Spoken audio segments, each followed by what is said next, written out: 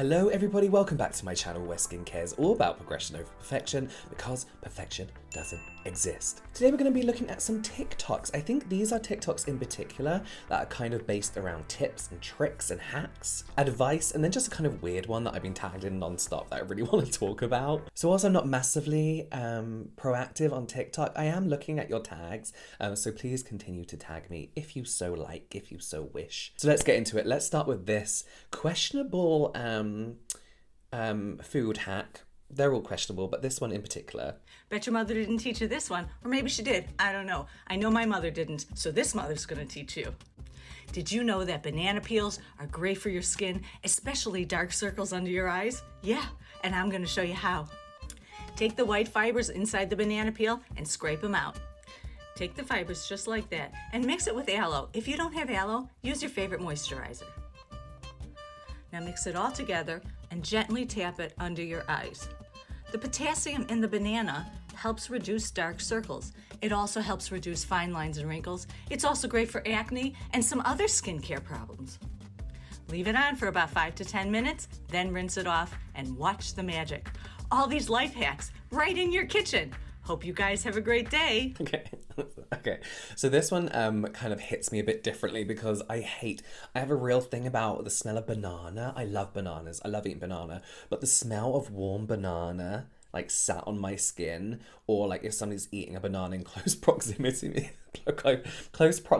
to me, is like, ooh, it makes me feel a bit sick. Okay, so here's the thing. I had to do a little bit of research on this one because, you know, I don't like skincare food hacks. Aloe, fine. Putting food on your face doesn't do anything. You know, I always say this, but there are formulators who have years and years of education to ensure that ingredients are able to penetrate our skin. Our skin's very good at not letting stuff in. So balancing some food on your face isn't gonna make your skin reap all the ingredients and all the benefits from that particular food item. So I've made some notes. Let's talk about this banana. She says there's potassium in banana and it's good for your under eyes. So first of all, the average banana is about 118 grams. Your average everyday banana, and per 100 grams there's about 10% potassium in a banana. So then, according to this hack, you're just going for that skin, the annoying peely bits that you don't want on your banana. So that's a tiny bit of banana that you're then mixing in with aloe vera or your favorite moisturizer, then tapping it under your eyes.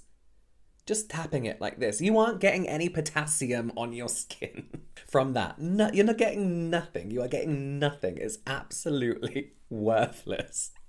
But also, the type of potassium that you find in a banana is potassium carbonate, which shows no benefit for the skin. There's no benefit for it. It doesn't do anything, potassium carbonate, when applied topically. In large doses, it's actually an irritant, but when formulated into skincare in safe amounts, it's just a buffering agent as well. There's no real benefit to it. I don't know where she's got this information from, and it's probably just the fact that aloe can be nicely moisturizing, or her moisturizer is doing some great work under her eyes.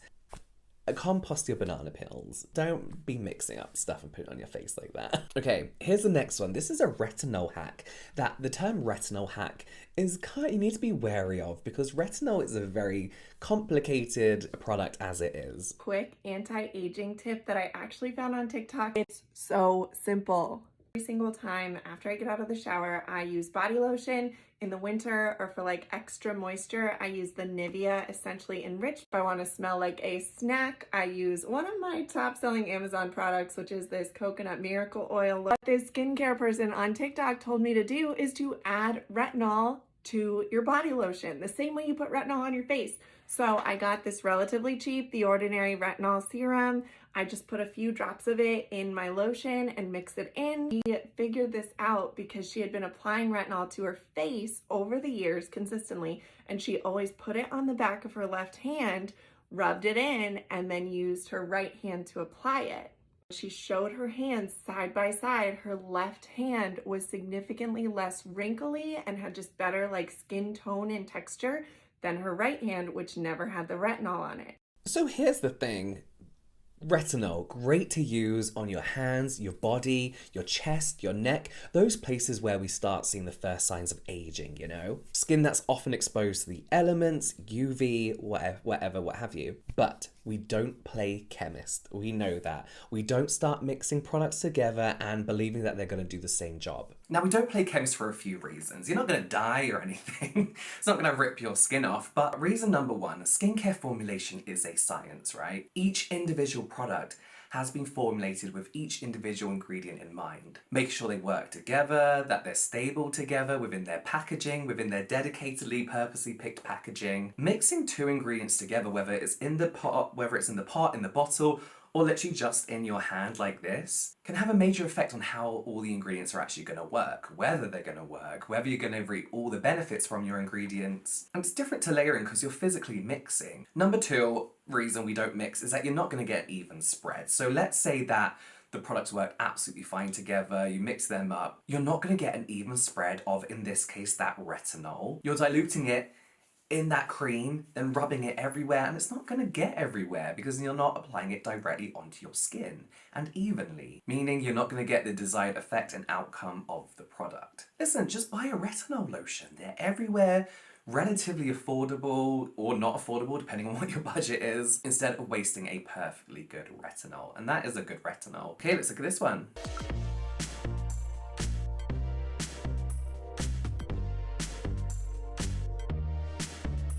We know how I feel about icing your face. I feel like the trend has gone crazy on TikTok, and so has the misinformation of what icing your face can actually do. There's a lot of people with those icing kind of like stick things, saying that it naturally contours their face, that they're losing weight in their chin, their jawlines are stronger, their wrinkles are going, when really this isn't what icing your face can do. Dunking your face in water is pretty much the same thing. It's all cryotherapy? What dunking your face in ice water can do is temporarily reduce inflammation and puffiness, reduce redness, reduce the appearance of enlarged pores, and tighten skin. Again, all very temporarily. Listen, I love the feeling of coming out of a hot shower, splashing my face with cold water, or in the summer doing the same thing, and you do get this very temporary kind of like tightness look to your face. When I'm having a rosacea flare up, I use ice globes to kind of calm my skin back down. It doesn't reduce oiliness, like TikTok tells you. It doesn't get rid of wrinkles. It doesn't get rid of pores. It's not going to give you perfect contour, none of that stuff. But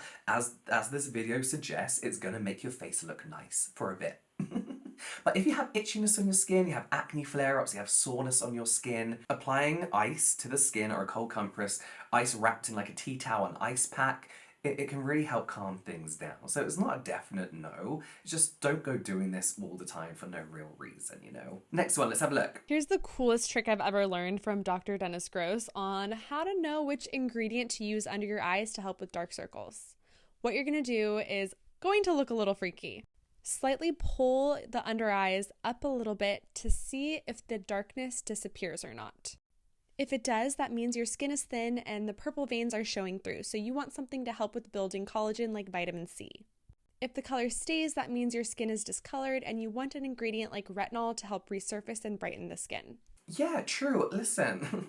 So there's a couple reasons under your eyes are dark, and I feel like a lot of people don't really know the reason why, and they end up using the wrong products. Reason number one, thin skin, which I feel like is the most common. You can see kind of like blood vessels under your eyes, and it gives your under eyes that greyish, purpley blue kind of dark circle. The second is hyperpigmentation, and this is the skin physically being darker under your eyes. So this is like hyperpigmentation. Usually your family are going to have it too. It's a little bit genetic. So I would say the thin skin is probably the most common, but people treat it like they have hyperpigmentation. Through that heavy filter on that video, we can kind of see what she means, but this hack will help you determine whether it's thin skin or hyperpigmentation. One thing she doesn't mention is shadowing, which I know thanks to the lady who does my Botox and filler. Thank you, Danica.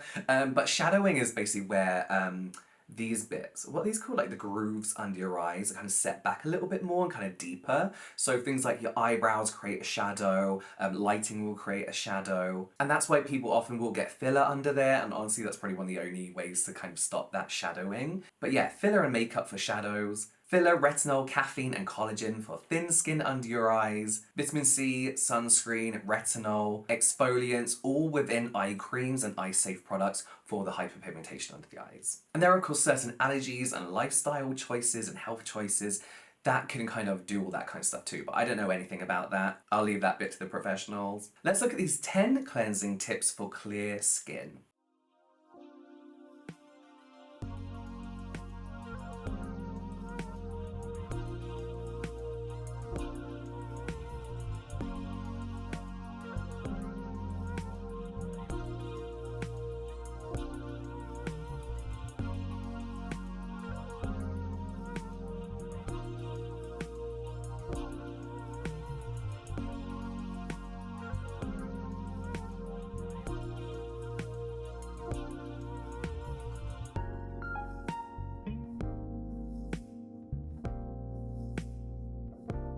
So let's go through each tip. Obviously, washing your hands before cleansing is important. I think you've been doing a lot of stuff during the day. I have dogs, I walk them, I touch them, I let them kiss my hands. And then I'm gonna go upstairs and touch my skin without washing them. You know, it's really important to start with a clean everything. 2, tie hair away from your face. Yes, like she says, not only does this allow you to make sure that you're cleansing the entire surface of your forehead, but also stops any product that you have in your hair kind of like going onto your skin and causing breakouts. When I had like full-on curtains and like a fringe, I had the spottiest forehead because the real oil heavy products that I was using, there was always remnants on my forehead. Whether that's because I skipped washing for cleansing my face for the day, or because the oils had kind of like rinsed off when I was washing my face. Getting your hair out of the way is something that really did change my skin for me. Use a dime amount of cleanser. Yeah, a little bit of cleanser usually goes a very long way. Add water to cleanser before applying to the face. Not necessarily, but it does make a good lather and makes the cleanser easier to use. Cleanse for 30 seconds. Gives enough time to work cleanser onto your skin. Use gentle circular motions.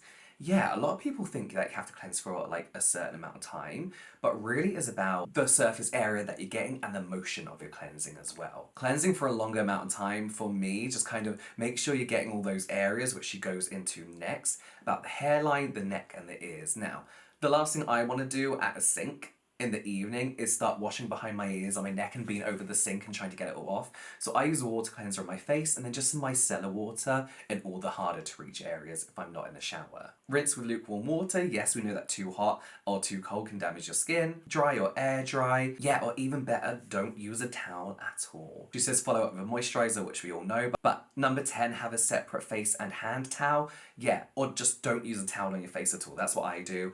Cleanse your skin, pat all the water off as well. That's when I then use a toner or hydrating product on wet skin because it kind of helps dry the face as well. If you are having breakouts and you can't quite pinpoint it down to anything, it could be your towels. It could be your towels, so just don't use any. That would be my suggestion. Okay, this is a tip that a lot of people kind of stick to, and it's not as simple as this. I do not wash my face in the morning before I apply my skin prep for makeup. Is that controversial? I don't really think so. I think there was a time that a lot of people weren't cleansing in the mornings, and I think it's very, very much down to your particular skin condition or your skin type. Depending on what you've done the evening before or the time of the year, and so many different kind of like nuances, not cleansing and then applying a load of product and then makeup over your skin can make you break out. For example, I have an oily T-zone. If it's summer and I go to bed, I've applied all my moisturizers, I got a night mask on, something that's a little bit heavier and occlusive. Through the night, I'm sweating, I'm producing oils, and then in the morning, I just rinse my face with water or like don't at all and go into using products. I'm probably gonna break out. It's probably a good idea to rinse all that excess sebum and sweat off your face. However, in the winter when my skin is dry, it's soaked up everything the night before and I'm definitely not sweating at night or producing excess sebum, excess oils and greasiness. I'm usually just gonna wipe my face with micellar water or splash it with water,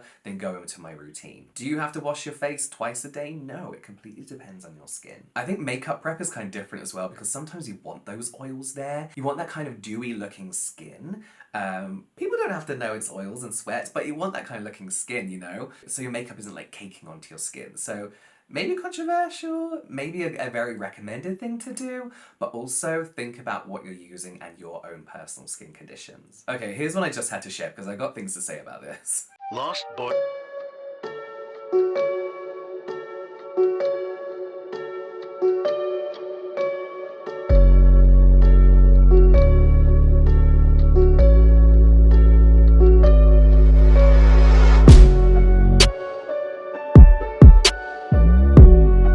Why is the music like that? Why is it so menacing? I was tagged in this non-stop and I don't know why. This isn't massively skin related, but first of all, we have to say, this is obviously not ticks. I don't believe ticks line up like this. If you've got a dog, in my experience, they don't. They're just little bitches and cling on anywhere. But also, you do not remove ticks like this. You do not remove ticks like this. You can't just whack them off because if their feet and their heads are buried into your skin and you just yank them out, you're in a lot of trouble. I think you get like Lyme's disease from them and stuff, but they will be stuck in your skin. So if you do get a tick on your skin, get a proper tick remover, go to a doctor and get it removed. Don't get it out with tweezers. Don't try and like yank it off your skin. Get it done properly. But this is obviously fake. These are some kind of beans, I don't know. But there we have it. Those are today's TikToks, the best and kind of worst TikTok hacks and tips when it comes to skincare. Let me know what you think of these in the comments down below. Keep tagging me over on TikTok. You can watch a full TikTok reaction playlist here, some general light entertainment here, and I'll see you over there.